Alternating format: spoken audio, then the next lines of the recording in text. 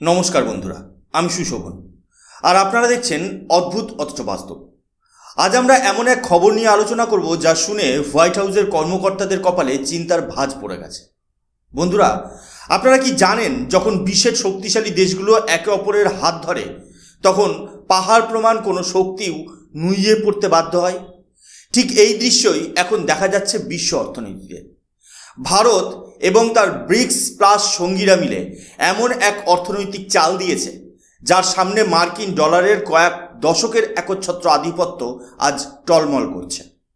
ভারত গত 10 মাসে যে পরিমাণ সোনা আমদানি করেছে তার পরিসংখ্যান জানলে আপনি চমকে যাবেন। এটি কেবল গয়না কেনার বিষয় নয়, এটি একটি জিওপলিটিক্যাল স্ট্র্যাটেজি। আমেরিকা যেখানে নিষেধাজ্ঞা এবং সুইফট সিস্টেমের ভয় দেখিয়ে বিশ্বকে শাসন করতে চায়, সেখানে ভারত এখন পাল্টা জবাব দিচ্ছে তার গোল্ডেন রিজার্ভ দিয়ে। চলুন এই মহাযুদ্ধের গভীরে যাওয়া যাক। দর্শক বন্ধুরা, স্ক্রিনে এই হেডলাইনটি খুব ভালো করে লক্ষ্য করুন। এটি কেবল একটি সাধারণ অর্থনৈতিক খবর নয়, এটি ভারতের বদলে যাওয়া অর্থনীতির এক দলিল আছে। মিনিস্ট্রি অফ কমার্স অ্যান্ড ইন্ডাস্ট্রির একদম টাটকা রিপোর্ট আমাদের দেখাচ্ছে যে 2025-26 অর্থবর্ষের প্রথম 10 মাসে ভারত তার সোনা আমদানির পরিমাণ 28.7% বাড়িয়ে দিয়েছে।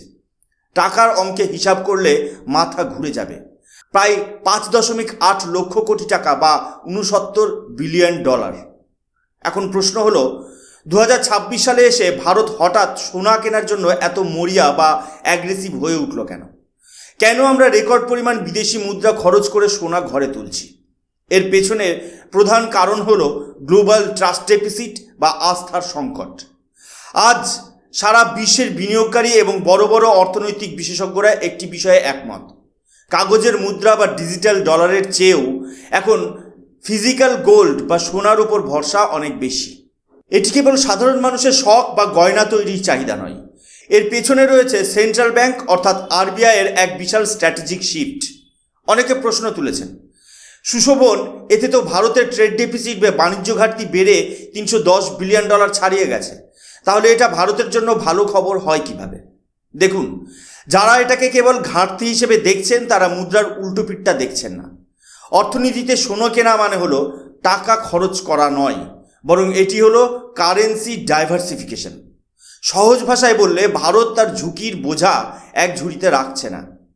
আমরা যখন ডলার খরচ করে সোনা কিনি তখন আমরা পরোক্ষভাবে আমেরিকান মুদ্রার একচ্ছত্র আধিপত্য বা ডলার হেজিমনিকে চ্যালেঞ্জ করি। সোনা হলো এমন এক সম্পদ যার দাম যুদ্ধের সময় বা বিশ্ব মহামারীর সময় কমে না, বরং বহুগুণ বেড়ে যায়। অর্থাৎ ভারত তার ফরেন এক্সচেঞ্জ রিজার্ভকে সোনার মাধ্যমে লক করে দিচ্ছে, যাতে আমেরিকার কোনো হঠকারী সিদ্ধান্ত বা ডলারের আকস্মিক পতনে আমাদের অর্থনীতি তাসের ঘরের মতো ভেঙে না পড়ে। এটি কোনো সাধারণ আমদানি নয়, এটি ভারতের অর্থনৈতিক স্বনির্ভরতার দিকে নেওয়া এক বিশাল জিওপলিটিক্যাল শিফট। বন্ধুরা, এবার এই আর্টিকেলের দিকে একবার নজর দিন। ইবিসি ফিনান্সিয়াল গ্রুপের এই রিপোর্টটি সারা বিশ্বের অর্থনীতিবিদদের ঘুম কেড়ে নিয়েছে। এই রিপোর্ট বলছে ব্রিক্স প্লাস ব্লক এখন সোনার দুনিয়ায় এক অঘোষিত সম্রাট হয়ে দাঁড়িয়েছে। আপনারা কি জানেন এই জোটের দেশগুলোর কাছে বর্তমানে মোট কত পরিমাণ সোনা মজুদ আছে? সংখ্যাটা শুনলে চমকে যাবেন, 6,000 টনেরও বেশি। শতাংশের হিসেবে দেখলে বিষয়টি আরও পরিষ্কার হবে। বিশ্বের মোট স্বর্ণভাণ্ডারের প্রায় 17.4% এখন এই ব্রিক্স প্লাস দেশগুলোর কবজায়। একবার ভাবুন, 2019 সালেও এই পরিসংখ্যান ছিল মাত্র 11.2%। অর্থাৎ মাত্র 6 বছরের ব্যবধানে এই দেশগুলো নিজেদের গোল্ড রিজার্ভ প্রায় দ্বিগুণ বাড়িয়ে ফেলেছে। এখানে সবথেকে শক্তিশালী খেলোয়াড় কারা? এই তালিকায় প্রথমেই রয়েছে রাশিয়া, যার কাছে আছে 2336 টন সোনা। দ্বিতীয়তে আছে চীন, যার কাছে আছে 2298 টন সোনা। এবং 880 টন সোনা নিয়ে তৃতীয়তে আছে আমাদের গর্বের দেশ ভারত। এখন আপনার মনে প্রশ্ন আসতেই পারে যে হঠাৎ এই দেশগুলো সোনার উপর এত জোর দিচ্ছে কেন? এর মূল কারণ হলো ডলারাইজেশন বা ডলারের মায়া কাটিয়ে বের হওয়া। ইউক্রেন যুদ্ধের পর রাশিয়ার ওপর আমেরিকা এবং তার মিত্র দেশগুলো যেভাবে অর্থনৈতিক নিষেধাজ্ঞা বা ওয়েস্টার্ন স্যাংশন চাপিয়েছিল এবং রাশিয়ার ডলার রিজার্ভ ফ্রিজ বা জব্দ করেছে, তা দেখে বিশ্ব রাজনীতিতে সমীকরণ বদলে গেছে। ভারত, চীন এবং রাশিয়ার মতো উদীয়মান শক্তিগুলো বুঝে গেছে যে ডলারের উপর অতি নির্ভরতা মানেই হলো আমেরিকার হাতের পুতুল হয়ে থাকা। আজ রাশিয়ার সাথে যা হয়েছে, কাল যে সেটা চীনের সাথে বা অন্য কোনো সার্বভৌম দেশের সাথে হবে না তার গ্যারেন্টি কেউ দিতে পারছে না। তাই এই দেশগুলো এখন ডলার নামক একটি ভার্চুয়াল বা কাগজের নোটের মোহ ত্যাগ করে ফিজিক্যাল গোল্ড বা আসল সোনার দিকে ঝুঁকছে। কারণ সোনা কোনো দেশ বা ব্যাংকের ওপর নির্ভর করে না, এটি একটি ইউনিভার্সাল অ্যাসেট। 2022 সালের পর থেকে ব্রিক্স দেশগুলো সোনা কেনার গতি বছরে 500 টন থেকে বেড়ে 1000 টনে গিয়ে ঠেকেছে।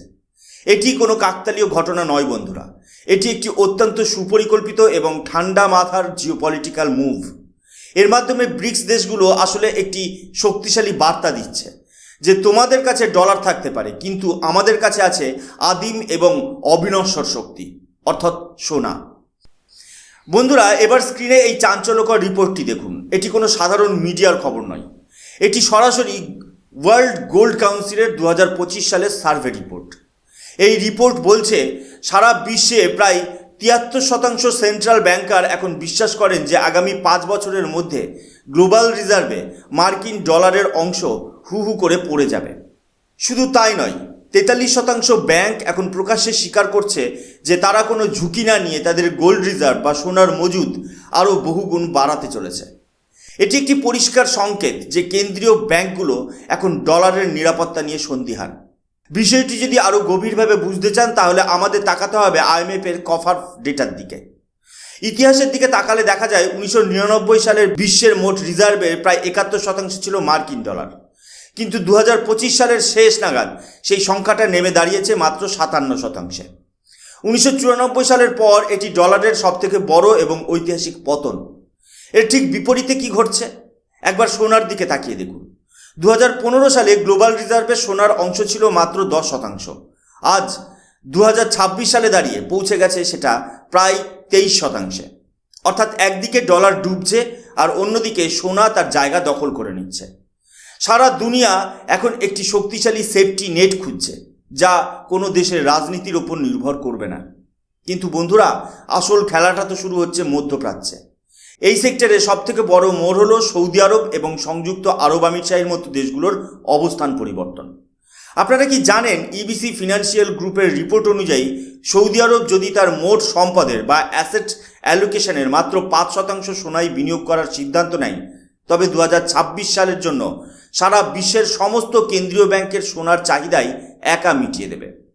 যে পেট্রোডলার ব্যবস্থার উপর দাঁড়িয়ে আমেরিকা গত কয়েক দশক ধরে সারা বিশ্বকে শাসন করেছে, সেই ব্যবস্থাই এখন ফাটল ধরেছে।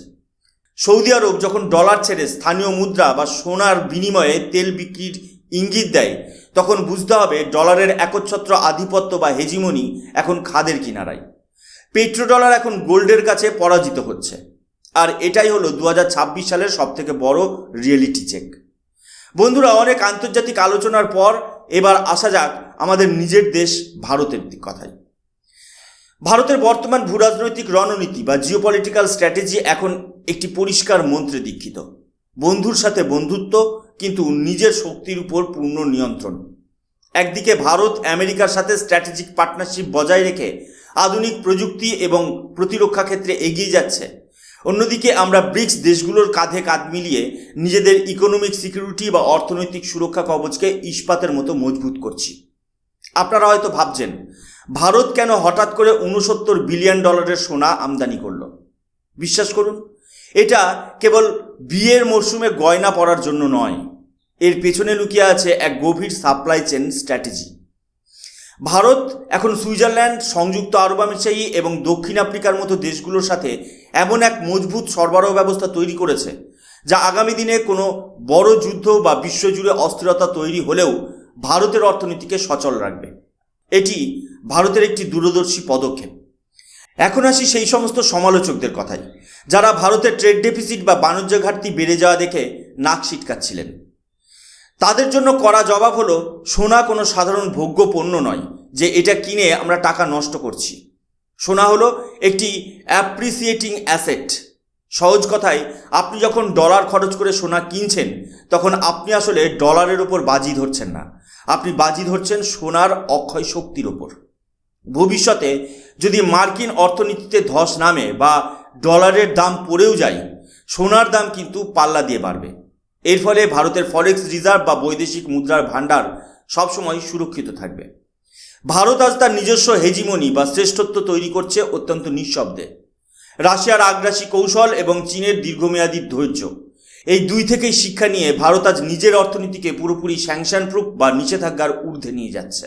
আমরা এমন এক অর্থনৈতিক দুর্গ তৈরি করছি যাকে ভাঙার ক্ষমতা কোনো পশ্চিমী শক্তির নেই। ভারত আজ দেখিয়ে দিচ্ছে যে আমরা কেবল বড় বাজার নই, আমরা পৃথিবীর নতুন অর্থনৈতিক মেরু। সবশেষে এই আর্টিকেলটির হেডলাইন মন দিয়ে পড়ুন। ডলার রিজার্ভ থেকে সোনার দিকে ঝুঁকে যাওয়া কোনো অনুমান নয়, এটা একটি বাস্তব ট্রেন্ড। ডোনাল্ড ট্রাম্পের মতো অনেক পশ্চিমী নেতা হয়তো বলছেন ব্রিক্স ভেঙে যাবে, কিন্তু বাস্তব তথ্য অন্য কথা বলছে।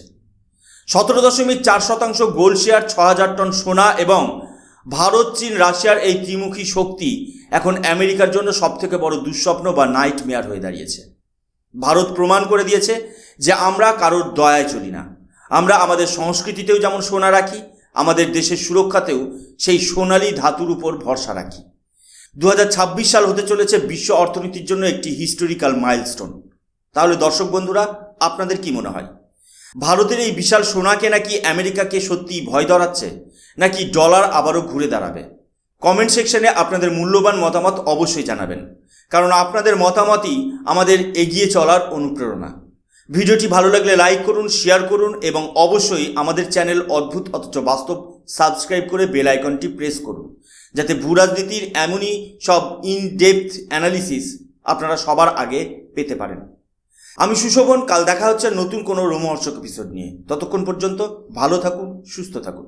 জয় হিন্দ, বন্দে মাতরম, ভারত মাতা কি জয়।